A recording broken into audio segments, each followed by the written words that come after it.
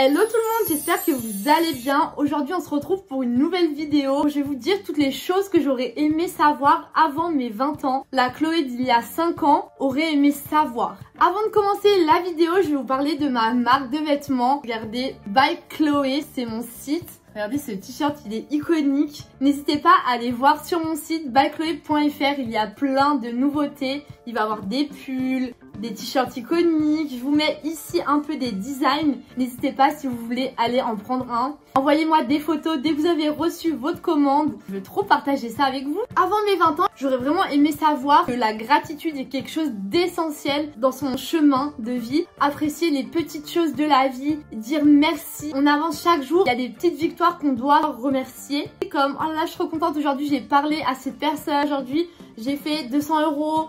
Aujourd'hui, j'ai gagné ça, merci beaucoup. L'importance de la gratitude et savoir être reconnaissant. Reconnaissant envers vos proches. Faut être reconnaissant d'avoir de l'eau au robinet. Vous savez que j'ai vécu 6 mois en Afrique du Sud. On n'avait pas de l'eau potable. Il fallait avoir des grosses jarres d'eau potable. Je trouvais ça dingue. Pour moi, avoir de l'eau au robinet, tout ton robinet, t'as de l'eau potable, tu bois et puis basta. Mais pas du tout. Il y a tellement de pays où ils n'ont pas d'eau. Il faut être reconnaissant. Même on a de l'eau potable dans les toilettes, c'est une dinguerie. J'aurais bien aimé savoir que le bonheur ne vient pas de l'extérieur, mais de l'intérieur. C'est vous qui choisissez d'être heureux et non pas l'environnement dans lequel vous êtes.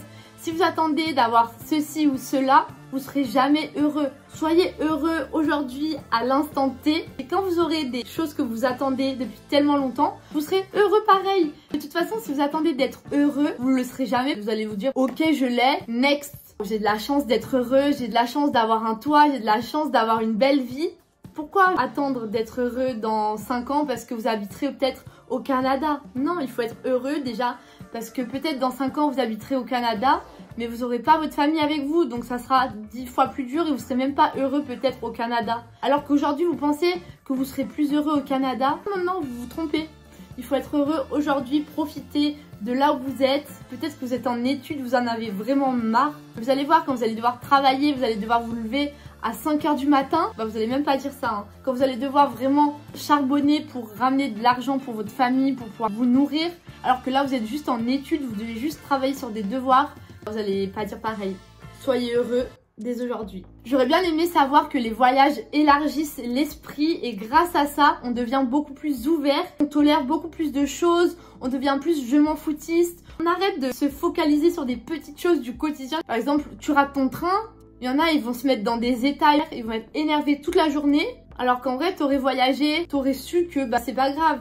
Tu rates ton train, t'en prends un autre et puis basta. Les voyages, ça ouvre l'esprit par rapport à la chance qu'on a dans notre pays. En France, je sais pas, peut-être que vous me regardez d'un pays un peu plus pauvre. Du coup, j'habite en France et c'est incroyable la vie qu'on a, la vie qualitative. J'aurais bien aimé savoir aussi qu'il est très important de construire des relations saines et ne pas miser sur des relations qui vous apportent rien. Avant, je me rattachais beaucoup à mes amis qui malheureusement n'avaient pas les mêmes centres d'intérêt que moi et qui ne m'élevaient pas du tout. Je restais avec eux parce que je me disais mais comment je vais faire si j'ai pas d'amis, si j'essaye de trouver des nouveaux amis, ils vont me prendre mal. Comment je vais faire? Je vais pas me retrouver seule du jour au lendemain. C'est pas ça qu'il faut faire. Il faut juste essayer de trouver des personnes qui sont comme vous, avec qui vous pouvez parler de tout. Par exemple, si vous aimez trop la salle de sport, essayez de vous faire des amis à la salle, sans délaisser vos anciens amis. Au bout d'un moment, ça va se faire naturellement. Moi, c'est ce qui s'est passé. J'adore faire du sport, j'adore les réseaux sociaux. Avant, j'avais personne dans ces domaines-là. Personne qui était comme moi. Maintenant, j'ai construit des amitiés très solides dans les activités que je fais, qui me procurent vraiment du plaisir.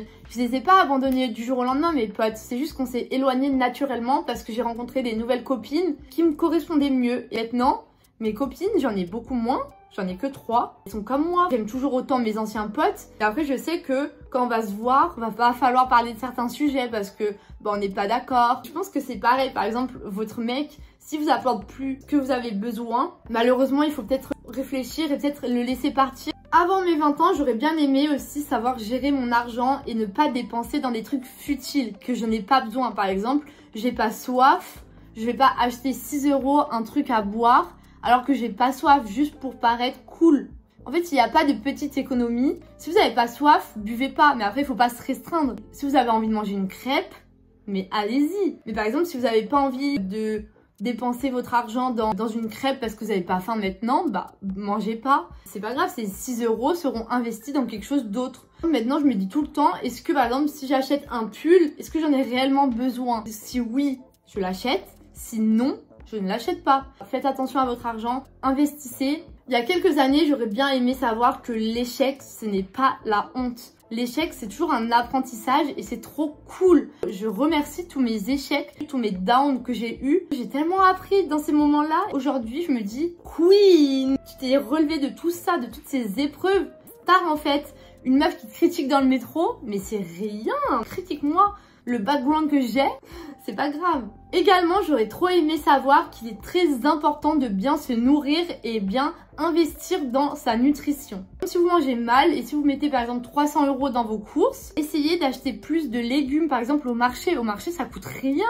Alors qu'au supermarché, ça coûte une blinde. Essayez par exemple de changer un peu vos habitudes. Quand vraiment j'avais pas trop d'argent, j'allais au marché vers 13 h parce que à 13 h, ils bradaient un peu tous les invendus. J'achetais encore plus parce que j'avais plus de pouvoir d'achat. Par exemple, je me disais je mets 20 € dans le marché aujourd'hui. Je rentrais avec une quantité de trucs trop bien. Au moins, je pouvais bien manger pendant une semaine, voire une semaine et demie. Il ne faut pas s'en vouloir quand vous pensez que vous aimez plus quelque chose, vos passions évoluent. Il ne faut pas s'en vouloir que vous aimez plus du tout les mêmes choses qu'il y a 10 ans, qu'il y a 5 ans. Mais c'est pas grave, c'est normal. Avant, je faisais grave de l'équitation, j'adorais. Au bout d'un moment, j'aimais plus. Et je m'en voulais un peu parce que je me disais... Ouais, mes parents, ils ont grave payé pour l'équitation, c'était incroyable. Alors, je peux pas arrêter maintenant, c'est trop bien.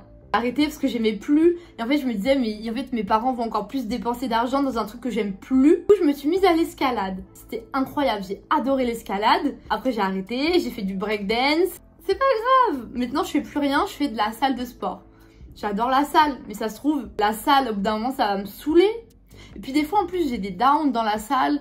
Des fois, je vois que ça évolue pas, donc je suis un peu frustrée. Il faut pas confondre les passions et la persévérance et la discipline. Ça, c'est quand même des choses différentes. Parce que des fois, on peut se dire, ouais, je suis passionnée d'un truc. Ah ouais, j'ai un peu la flemme en fait. Si t'es passionné, t'as pas la flemme. Il faut savoir pourquoi vous le faites. Si vous le faites par passion, bah normalement il ne doit pas avoir de soucis. Si vous le faites parce que vous voulez changer de corps, vous voulez un corps plus musclé, vous voulez aider à un déménagement, vous n'avez pas envie de rien porter, allez à la salle. Et par contre, soyez discipliné parce que vous savez pourquoi vous le faites. Il faut être régulier parce qu'autrement vous n'aurez pas de résultat. Il faut un peu juger ce que vous voulez. Et voilà, et après, bah, si vous aimez plus et vous voulez changer, vous avez d'autres motivations à changer et ne vous en voulez pas, c'est pas grave. Avant, j'aurais bien aimé savoir que la vie sur les réseaux sociaux n'est pas la vraie vie. Ça nous permet juste de rêver. C'est pas la vraie vie. Il faut pas se comparer aux autres et se dire « Moi, c'est nul, ma vie, elle est nulle. » Non. Déjà, si tu veux cette vie, va la chercher cette vie. Il faut pas attendre sur ton canapé parce que ça va jamais arriver. Si tu veux cette vie, bouge-toi, mets-toi des objectifs et let's go. Faut pas procrastiner et faut pas se dire que la vie des gens sur les réseaux sociaux est meilleure que la tienne. Ça, c'est totalement faux. Souvent, c'est vraiment les pires. Moi, j'avais une copine, je la trouvais tellement incroyable. Un visage, mais parfait. Des formes parfaites. Elle avait un mindset parfait. Elle était intelligente. Elle était hyper drôle. Tout le monde l'aimait. Elle était hyper populaire. Je voulais trop être elle. Sauf que c'est devenu grave ma pote et elle me racontait sa vie en interne. C'était horrible, mais jamais, mais 1% j'aurais aimé avoir sa vie. Je me suis dit, mais je préfère être moi, être comme je suis, mais avoir une vie en interne parfaite pour moi. Je mange bien, j'ai un taf bien, tout va bien. Après, j'avais trop de la peine pour elle. Je la voyais plus du tout pareil. Je l'idéalisais plus du tout. Et c'est à ce moment-là où je me suis dit, plus jamais de ma vie, je me compare aux autres et plus jamais de ma vie, je me dis que j'ai envie d'être cette personne. Et je me dis que moi, la mienne de vie n'est pas assez bien par rapport à la sienne. C'est juste que je ne la connaissais pas, sa vie. Et en fait, des fois, je me dis, je regrette d'avoir demandé un peu à l'univers d'être comme elle. Je ne veux pas être comme elle, vraiment, non, non, non. Je préfère être moi-même, 100% moi-même, comme je suis et pas parfaite du tout, et avoir une vie en interne moyen. Et la dernière chose que j'aurais aimé savoir, attends pour avoir confiance en toi. Ça veut dire, si t'as pas confiance en toi, travaille tous les jours pour avoir confiance en toi et n'accélère pas les choses. Si tu n'as pas confiance en toi, ça va arriver, tu vas avoir confiance en toi. Juste prends le temps, n'accélère pas les choses. Ça va arriver, essaye des nouveaux trucs. Des fois, ça va pas marcher. J'ai essayé de faire les sourcils. C'est incroyable, bien épilé. Mais c'est trop moche, les sourcils bruns.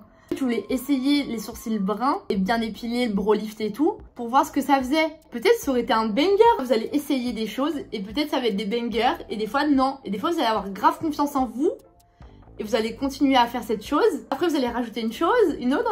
Vous allez devenir une bête de meuf. Par exemple une coiffure, une frange, des boucles d'oreilles. Moi les injections, ça a été un banger. C'était vraiment limite le point marquant de ma transformation et de ma confiance en moi. Essayez des trucs, je vous dis pas de faire de la chirurgie, bien au contraire, si vous pouvez vous aimer au naturel, aimez-vous. La vidéo est terminée, j'espère que vous avez bien aimé. Dites-moi si vous voulez une partie 2. J'aimerais trop en faire une, j'aime trop les trucs que j'aurais bien aimé savoir avant mes 20 ans. Je vous mets ici tous mes réseaux sociaux, n'hésitez pas à aller me voir sur TikTok, sur Instagram, je mets plein de trucs.